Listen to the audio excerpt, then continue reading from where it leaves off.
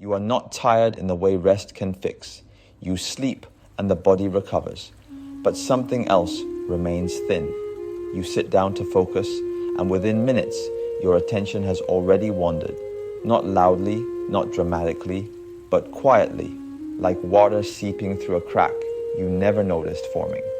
By the end of the day, you are not exhausted from work alone. You are exhausted from holding yourself together. This is the kind of fatigue that confuses capable adults. You know how to work. You have endured harder periods than this.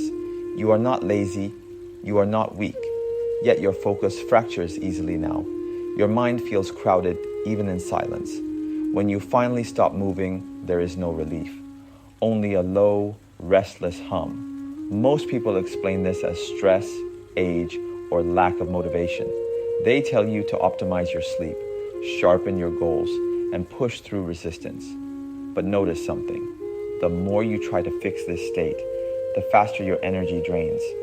Effort does not stabilize you, it agitates you. This is not because you are doing too little, it is because something essential is leaking. In the old language, this would not be called burnout. It would be called loss of qi, not as an illness, but as a condition. Qi is not enthusiasm. It is not a drive. It is the quiet substance that allows attention to stay where it is placed. When qi is whole, focus is natural. When qi is scattered, the mind cannot rest, even when the body stops. You feel this scattering in small ways. You begin one task and feel the pull of another. You reread the same sentence without absorbing it. You plan while acting, correct yourself while speaking, and observe yourself while living. Nothing is fully entered, nothing is fully left. This is the invisible leak. It does not announce itself as a failure. It presents as busyness, as a responsibility, as awareness, as being on top of things. And because it feels intelligent, it goes unquestioned for years. But the body knows. The breath shortens, the eyes lose depth, the will becomes brittle. Ancient teachers did not diagnose this by asking what you do. They watched how you held yourself while doing it. A person could be productive and still be deeply misaligned. They could appear disciplined while bleeding energy internally. The tragedy is not that focus is lost. Focus can return. The tragedy is that most people blame themselves for a condition caused by constant inner interference. You are not meant to supervise yourself every moment. You are not meant to divide attention endlessly. You are not meant to correct your own existence in real time. When qi leaks, the mind becomes noisy, and the noise feels like you, so you identify with it. You think this tension is adulthood. You think this fragmentation is a responsibility. You think this quiet exhaustion is the cost of competence. It is not. It is a sign that something simple has been violated, not through recklessness, but through over-control. Before any teaching can begin, this must be understood clearly and without shame. Nothing is wrong with your capacity. Nothing is missing from your character. You are not behind because you failed to add something. You are behind because you have been doing one thing, quietly, for too long. And it is draining your qi at the root. We will not rush to name it yet. First, you must recognize the feeling of loss without panicking about recovery. Stillness returns only when pressure is removed. Clarity comes after the leak is seen, not sealed by force. Sit with this recognition. If this fatigue feels familiar, then this path is not foreign to you. You have already been walking it, just without knowing where your energy has been going. Long before the modern world, this problem already existed. An old Taoist account tells of a skilled archer who lived near the mountains. His aim was steady, his breath quiet. In his early years, he could split a reed at great distance without effort. People watched him practice, not because it was impressive, but because it was calm. His movements were few. His presence was whole. One year, a local lord summoned him to demonstrate his skill. Gold was offered. Praise was promised. A crowd gathered. When the archer raised the bow, his hands trembled. The arrow struck wide. He adjusted and tried again. He missed once more. Ashamed, he returned to the mountains and sought his teacher. I have not lost my skill, the archer said, but it would not come when I needed it. The teacher listened, then asked a single question. Where was your mind when the arrow left the string? The archer could not answer. The teacher placed the bow on the ground. Before, he said, there was only the target. Now there is the crowd, the reward, your reputation, and your own watching of yourself. One arrow cannot carry 4 minds. This story was never about performance. It was a warning about division. The ancients observed that energy rarely disappears all at once. It thins, it scatters, and when it scatters, skill becomes unreliable. Focus does not collapse because a task is difficult. It collapses because attention is split.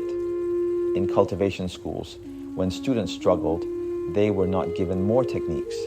They were asked to remove interference. If a hand shook, the problem was not the arm, it was unrest in the center. The archer's failure did not come from pressure alone. It came from self-observation, layered onto action. One part of him aimed, another judged, another anticipated outcome, another feared loss.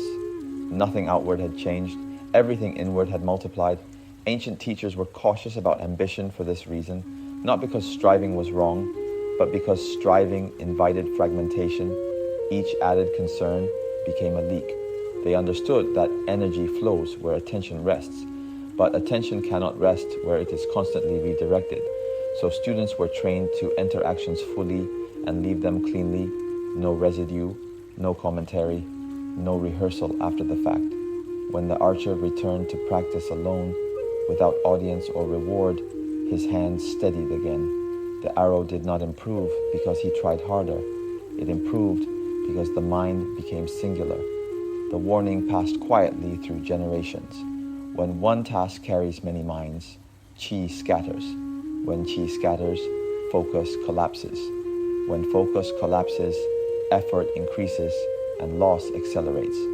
This thinning is gradual. Most people never notice it happening. They only feel the exhaustion years later and assume something in them has weakened. The ancients knew otherwise. He was never meant to be mysterious. Over time, it became romanticized, exaggerated, or dismissed. But in the old understanding, chi was practical, observable, almost plain. It was the substance that allowed a person to remain undivided while living. Chi is what lets attention stay where it is placed without force. It is what allows movement without inner noise. It is what gives actions weight without strain. When chi is full, you do not feel energized. You feel settled. When chi is depleted, you do not always feel tired. You feel thin. This distinction matters. Many capable adults still have physical stamina. They can work long hours. They can endure pressure, but their chi is constantly leaking, so their focus never deepens. They move quickly, but nothing fully lands. Ancient physicians and cultivation teachers did not locate chi in a single organ. They observed it through signs, the steadiness of the eyes, the depth of breath, the quality of attention. Most importantly, they watched what happened when a person did nothing. A person with intact chi could sit quietly without restlessness. A person losing chi needed constant stimulation, even from their own thoughts. Here is where the misunderstanding begins. Chi is not lost primarily through physical effort. The body is resilient. It recovers. Chi is lost through unnecessary inner movement, through thought layered on top of thought, through emotional reaction without resolution, through constant adjustment of self. Every time you interrupt yourself internally, chi splits. When you begin a task and simultaneously evaluate how well you are doing it, chi splits. When you replay a conversation while preparing for the next one, chi splits. When you act while monitoring how you appear, chi splits. None of this feels dramatic. It feels responsible, aware, adult. But from the cultivation view, this is continuous self-fracturing. The old texts warned against scattered spirit, not because thinking was bad, but because excessive internal commentary pulled energy upward and outward. Qi is no longer rooted in action. It hovered, restless. Over time, this produces a particular condition. The mind is always slightly ahead or slightly behind the body, but never with it. You may recognize this. You eat, but your mind is elsewhere. You work, but part of you watches yourself work. You rest, but plan what comes next. Nothing is fully entered. Nothing is fully completed. Qi drains not because life is demanding, but because nothing is allowed to settle. This is why focus collapses even when motivation remains. Motivation burns qi faster. It pushes energy upward without anchoring it. The more you care, the faster you leak, if alignment is absent. Ancient cultivation emphasized gathering, not accumulation, but containment. Energy was meant to sink, not scatter. The breath was allowed to deepen. Attention was allowed to rest. Action arose from stillness, not urgency. Contrast this with how most adults live now. Awareness is constant, but not grounded. Attention is active, but not settled. Discipline is attempted, but not embodied. So qi never gathers. And when qi does not gather, focus becomes an act of force. Force can work briefly. It cannot endure. This is why rest alone does not restore you. Sleep repairs the body, but qi leaks. Resume the moment inner interference returns. The leak is not in your schedule. It is in how you inhabit each moment. The ancients did not ask how long a person worked. They asked whether the person could stay whole while working. Qi is lost every time you divide yourself unnecessarily, not through catastrophe, through habit. And until this is seen clearly, not judged, not corrected, focus will continue to feel fragile, no matter how disciplined you believe yourself to be. The next step is uncomfortable because it brings this ancient understanding directly into modern adult life, where the leak is not only personal, but normalized. Most energy loss in adulthood does not come from chaos. It comes from management. You manage your time, you manage your tone, you manage your reactions, you manage how you are perceived, you manage your future while standing in the present. On the surface, this looks like maturity. In reality, it is continuous self-interference. Ancient cultivation warned against many hands on the wheel. When too many intentions pull at once, qi cannot settle. Modern adults live exactly this way, not because they are careless, but because they are conscientious, responsible, and alert. You do not simply work. You work and monitor efficiency. You speak and assess impact. You rest and measure recovery. Even solitude is filled with correction. This is the modern trap. Constant adjustment. Adjustment feels intelligent, so it goes unquestioned. But every adjustment pulls attention away from direct experience and into observation. The mind steps back to supervise. Qi follows the mind, upward, outward, scattered. This is why focus dissolves even during simple tasks. It is not the task. It is the silent inner narration running alongside it. In older societies, feedback arrived slowly and from outside. A farmer planted, tended, and waited. A craftsman worked in silence for hours before judgment appeared.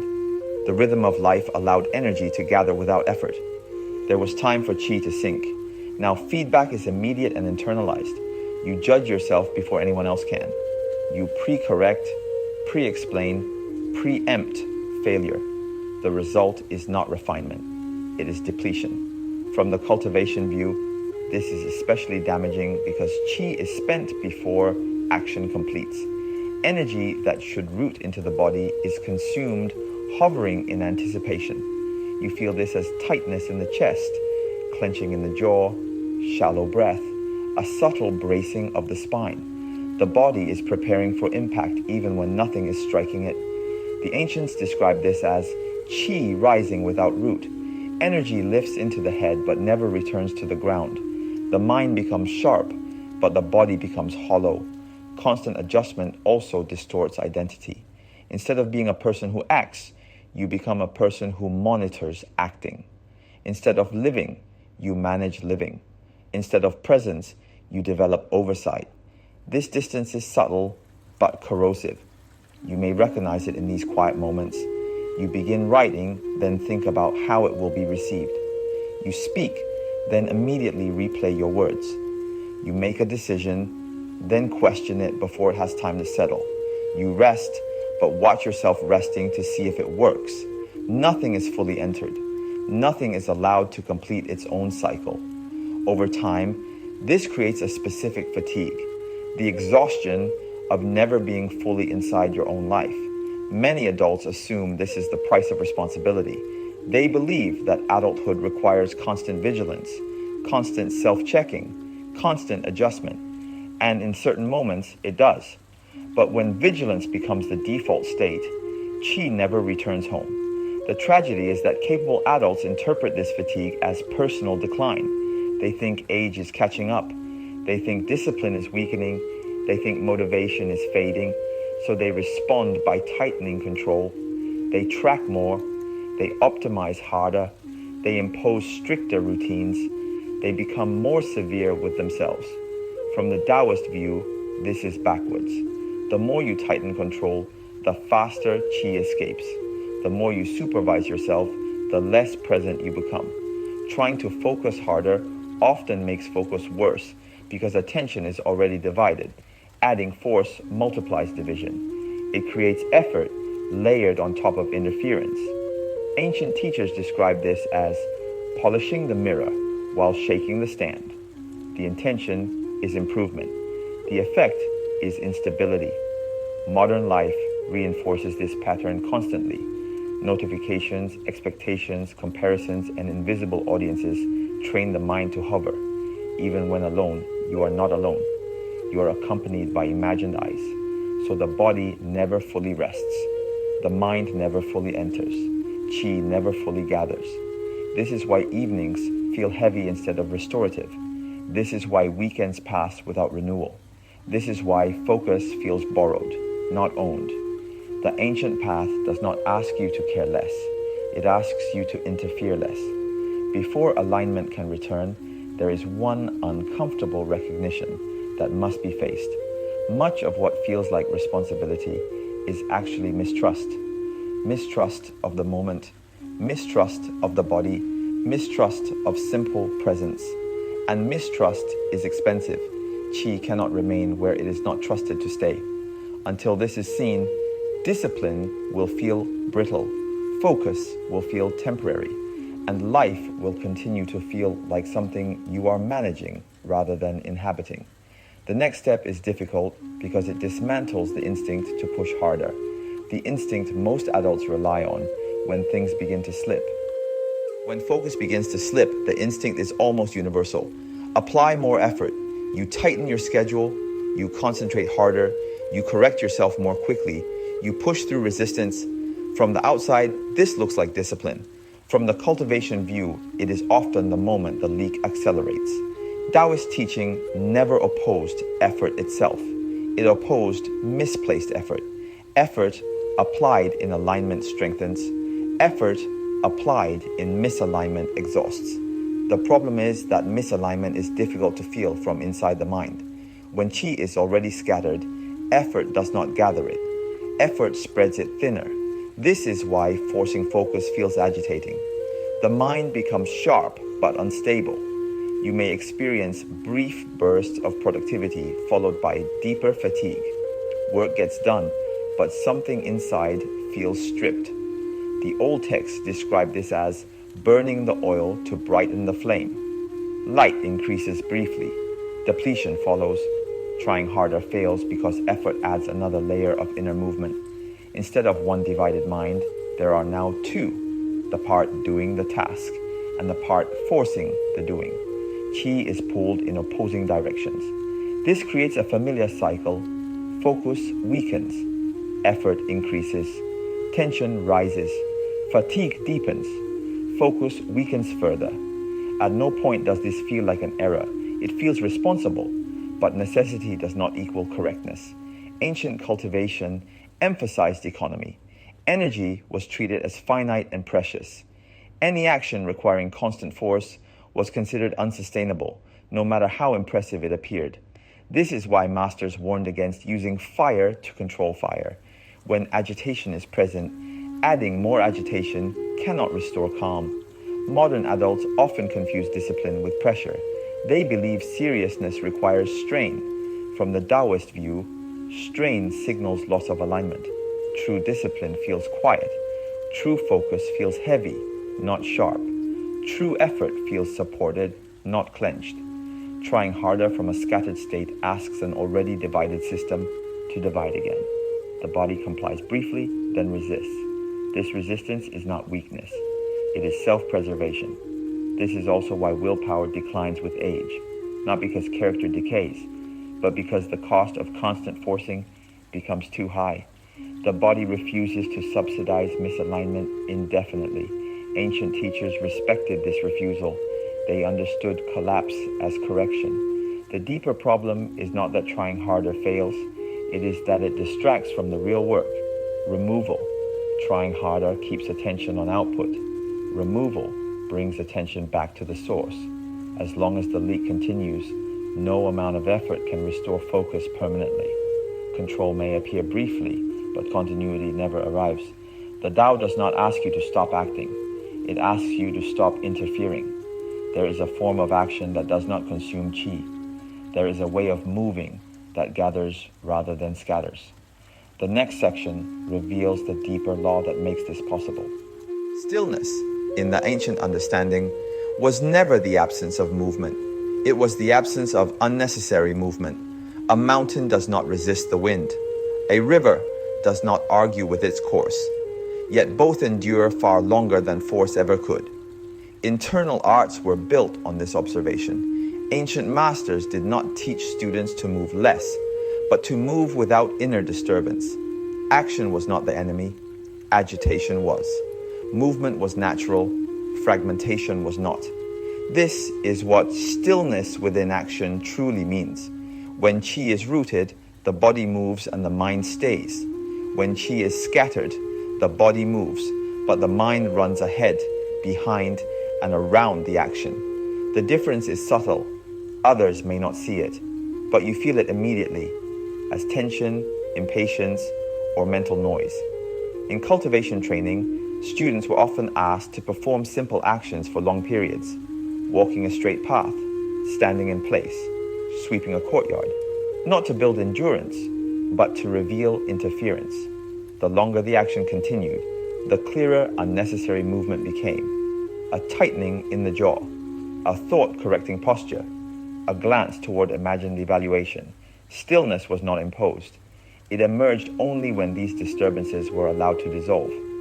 This is difficult for modern adults to understand, because stillness has been confused with passivity or withdrawal. In truth, it is a form of precision. Nothing extra, nothing missing, nothing added to what already works. When you act from stillness, focus does not feel narrow. It feels wide and grounded. Attention includes the whole body, not just the head. Breath deepens without instruction. Movement becomes economical, almost quiet. Qi gathers because it is no longer being pulled in multiple directions. Ancient masters describe this as the center not leaving its place. No matter how complex the task, something essential remains unmoved. This unmoving center is not rigid. It is receptive, stable, and responsive. From this center, action becomes sustainable. Notice how different this is from forcing concentration. Forcing creates sharpness at the edges. Stillness creates weight at the center. One burns brightly for a moment. The other lasts.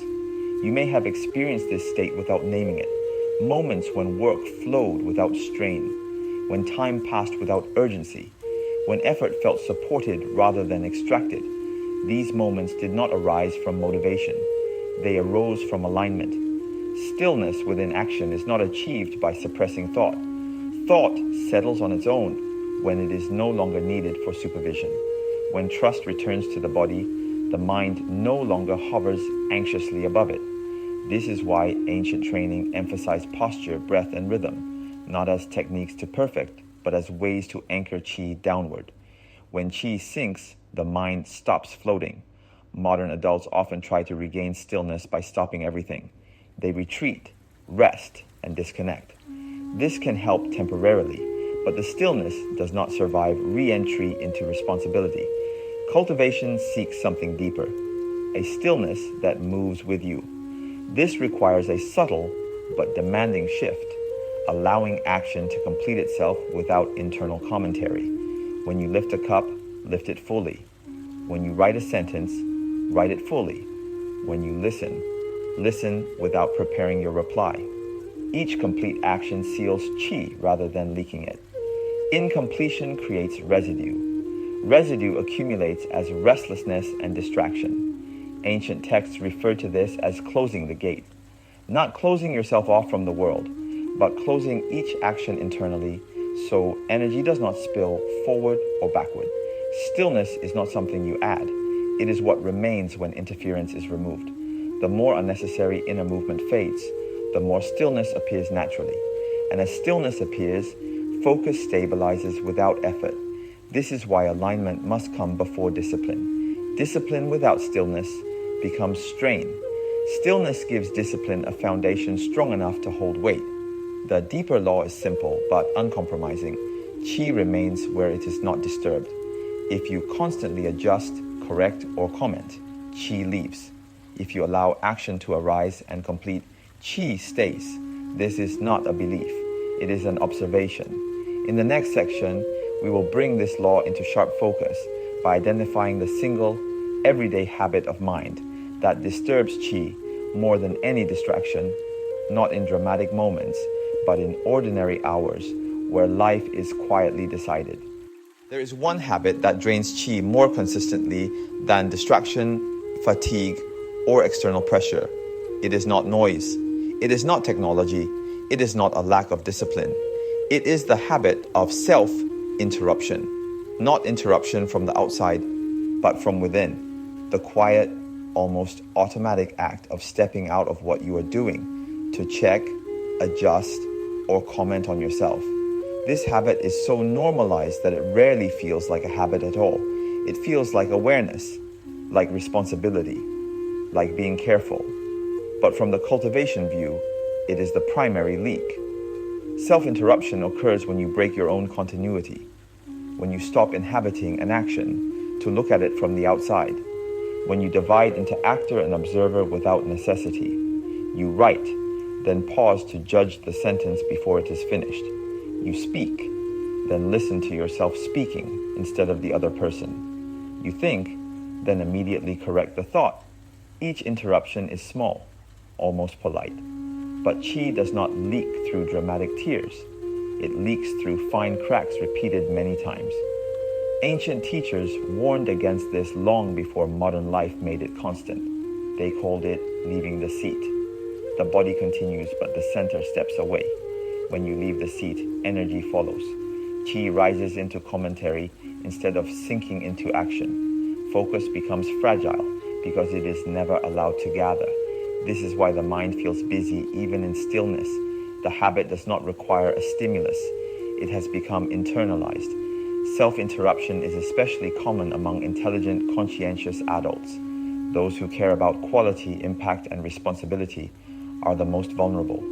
Their awareness turns inward continuously. From the outside, they appear composed. From the inside, they are rarely at rest. The cultivation path does not ask you to stop thinking. It asks you to stop breaking continuity, to allow an action to unfold without immediate evaluation. This removal feels uncomfortable at first. The mind protests. It fears loss of control. It believes that without constant supervision, something will go wrong. This fear is understandable, but it is misplaced. The body knows how to act. The mind knows how to intervene when needed. What drains Qi is intervening when it is not needed. Ancient masters taught removal through restraint, not suppression. Students were not told to silence their thoughts. They were taught to delay commentary until after completion. Finish the step, then evaluate. Complete the sentence, then revise. Hear the other fully, then respond. This single delay changes everything. Qi that would have scattered forward and backward is allowed to stay. Focus deepens not because you force it, but because nothing pulls it away. Removal is not dramatic. It is quiet. It is felt more as relief than effort. Over time, the habit weakens. The urge to interrupt still arises, but it no longer controls action. You notice it without obeying it. This is refinement. Identity begins to shift here. You are no longer someone who constantly monitors yourself. You become someone who trusts continuity, someone who allows presence to do its work. The result is not recklessness. It is calm competence. Work feels heavier, slower, more grounded. Time feels less fragmented. Even mistakes feel different. They happen inside the action, not outside it. Chi returns because it is no longer being invited to leave. This is the turning point many never reach. They look for new tools instead of removing the leak. They add practices instead of ending the interruption. But cultivation has always moved through subtraction. You do not add focus. You stop interrupting it. In the next section, this removal matures into something stable, an identity that no longer needs constant correction to function. When the habit of self-interruption weakens, something subtle but decisive changes. You stop trying to focus, and focus stops leaving you. This is the point where cultivation moves from behavior into identity. Ancient teaching never defined a person by what they attempted daily. It defined a person by what is no longer required effort. When alignment is real, it becomes quiet. When discipline is embodied, it stops feeling like discipline. The focused adult is not someone who concentrates intensely. They are someone who no longer fragments themselves. They do not hover over their actions. They do not correct themselves mid-breath. They do not watch themselves living. They act and remain inside the action. This does not make them rigid. It makes them grounded. Their attention has weight. Their presence has density. When they enter a task, it stays entered. When they leave it, it closes cleanly. From the outside, this looks unremarkable. From the inside, it feels like relief. Ancient texts describe this stage as returning to the seat. The center no longer wanders. The person is where they are. At this point, focus is no longer something you summon. It is a byproduct of integrity, not moral integrity, but structural integrity. Nothing is split. Nothing leaks. The modern adult often believes identity must be reinvented to change. Cultivation teaches the opposite. You do not become someone new. You stop being divided. This is why refinement is quieter than transformation. There is no dramatic shift. There is a settling. You begin to trust continuity. You allow actions to complete.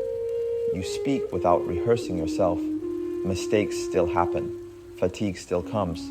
But these experiences no longer shatter focus because they occur inside presence, not outside it. This is a mature discipline. It does not feel heroic. It feels stable. The need for constant improvement fades. Not because growth ends, but because growth no longer comes from strain. It comes from alignment.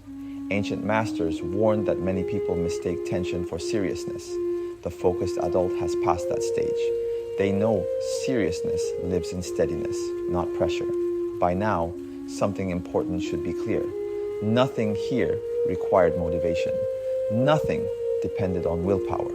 What changed was not effort, but orientation. Qi gathered because it was allowed to stay. Focus returned because it was no longer chased. Identity stabilized because the interference stopped. The final section does not offer a next step. It offers perspective on time, decline, and the quiet responsibility of continuing this path without drama. Time does not wait for clarity. It moves whether you are aligned or not. This is not said to create urgency. It is said to remove illusion. In the later years of life, energy no longer tolerates waste.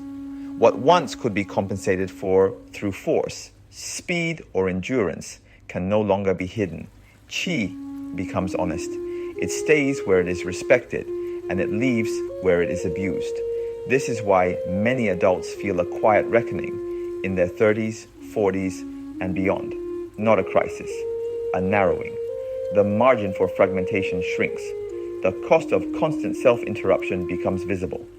Ancient teachers did not fear this stage. They welcomed it. Decline was not seen as loss, but as a refinement enforced by time itself. What is unnecessary falls away. What is essential demands care. There is no return to youth. There is only one return to alignment. From here, the path forward is not dramatic. It is solitary, but not lonely. You continue your work. You fulfill your roles. You move through the same world, but you do so with fewer internal divisions. You protect continuity. You finish what you begin. You interfere less. Some days will feel heavy. Some days, focus will thin again. This is not failure. In cultivation, failure is not falling. It is not returning. Each return strengthens the center. No one will applaud this path.